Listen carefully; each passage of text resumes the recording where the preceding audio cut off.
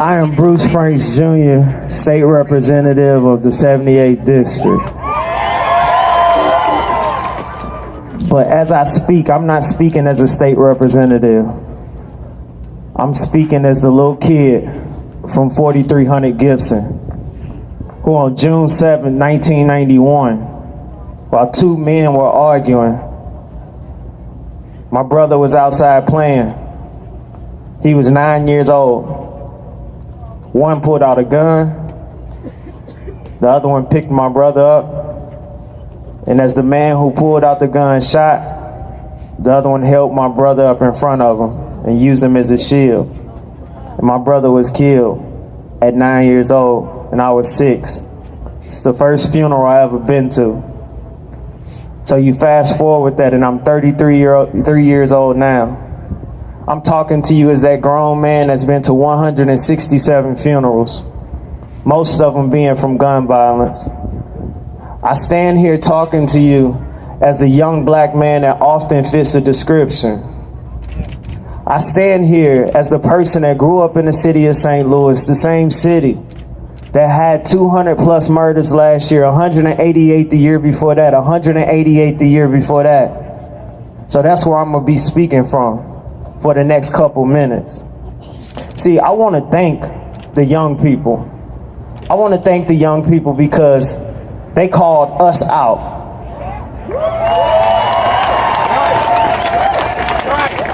They held us accountable, and they are continuing to hold us accountable. See, I was thinking, like, what was I gonna say when I got up here? Because what happened in Parkland is a tragedy. It's an absolute tragedy. And every single one of those young people should still be here, period. And so I thought to myself, I said, look, I need to say something. I need to make sure I talk about these school shootings.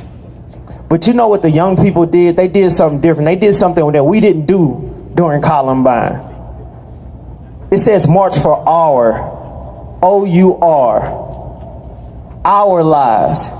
They recognize that outside of Parkland, outside of Columbine, outside of every single one of these atrocities that have happened, that this happens each and every day in economically distressed communities. So thank you.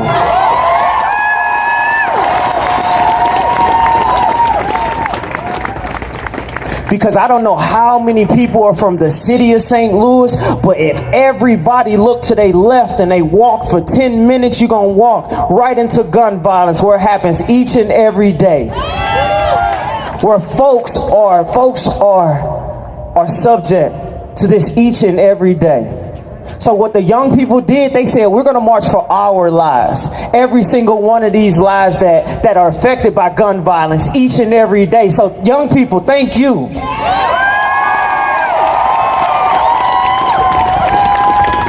Because you're going to be the ones. You're going to be the ones that make sure that this doesn't continue to happen. Because you're not just students. You're right. You're not just students anymore. You're not just our voters anymore. You're our future politicians. You're our future teachers. You're our future police officers. You're our future community leaders and activists, and you have already stepped up to the plate. So young people, thank you.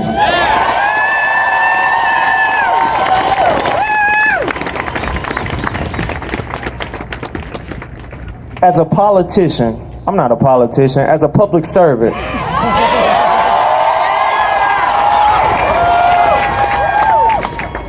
as a public servant, it is our duty to serve the people. It is our duty to represent the people. And you're right. Don't just vote them out. Don't just vote them out. Keep them out.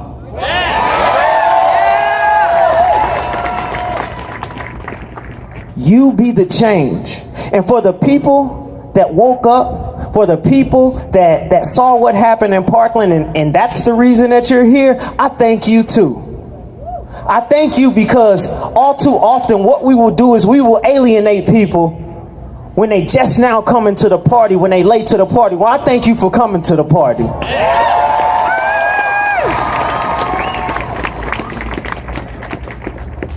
Malcolm X said, don't be in such a hurry to condemn those who don't do as you do or think as you think as fast, because there was a time when you didn't do as you do today, when you didn't think as you think today. So I thank you for showing up to the party. The organizers, can I get y'all to join me on stage?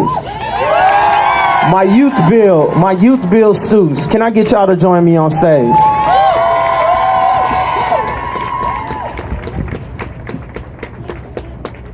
See, this march, this march is much more than just a march. This movement is something different because it's about Parkland. It's about the Cochran. It's about Walnut Park. It's about the north side, the south side, the east side, Stephon Clark. It's about each and every person that's lost their life to gun violence.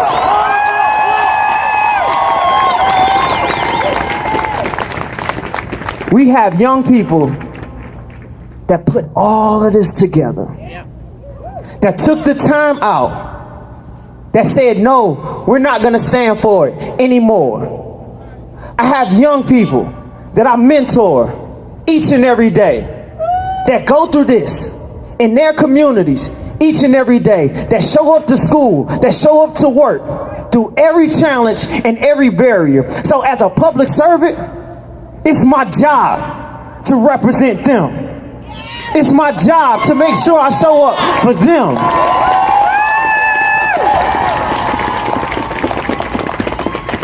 To my older people, to my parents, listen to them. Listen to them. Because there's a generational gap for a reason. We often hear that it takes a village to raise a child, right? But what happens when you don't know what that village looks like? And then they're forced to build their own village.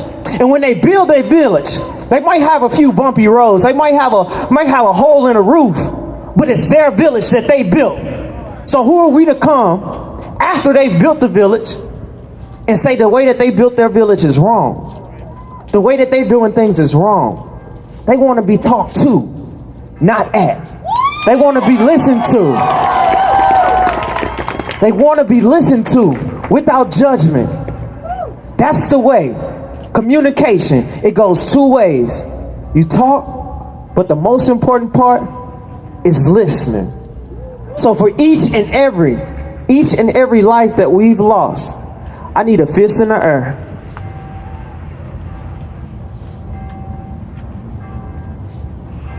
This is all power invested to the people. Power to the people. Why? Because say ah!